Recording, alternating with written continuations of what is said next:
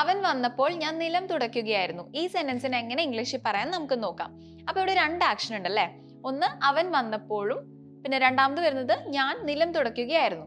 അപ്പൊ ഇതിൽ ആദ്യത്തെ സെന്റൻസ് നോക്കിയേ, അവൻ വന്നപ്പോൾ. ഇതെങ്ങനെ നമുക്ക് ഇംഗ്ലീഷിൽ പറയാം? ഇതിൽ നമുക്ക് when he came എന്ന് പറയാം.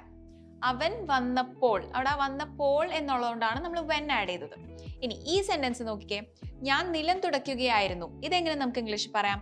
ഞാൻ എന്നുള്ളതിന് നമുക്ക് ഐ ആണെന്ന് അറിയാം.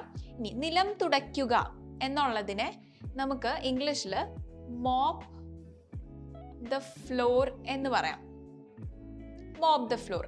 അപ്പോൾ ഇത് പാസ്റ്റ് ടെൻസിൽ കണ്ടിന്യൂസ് ആയിട്ട് നടന്നുകൊണ്ടിരുന്ന ഒരു കാര്യമാണെങ്കിലോ ഇതിനെ നമുക്ക് വാസ് മോപ്പിംഗ് ദ ഫ്ലോർ എന്ന് പറയാം. Was mopping the floor. അപ്പോൾ ഇത് ഇനിയൊരു സെന്റൻസ് ആക്കുമ്പോൾ നമുക്ക് പറയാം when he came.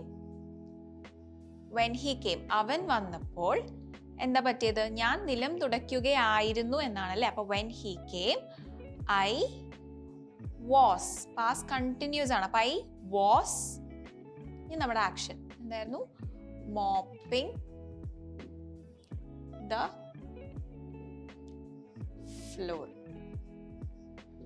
When he came, I was mopping the floor. Thank you.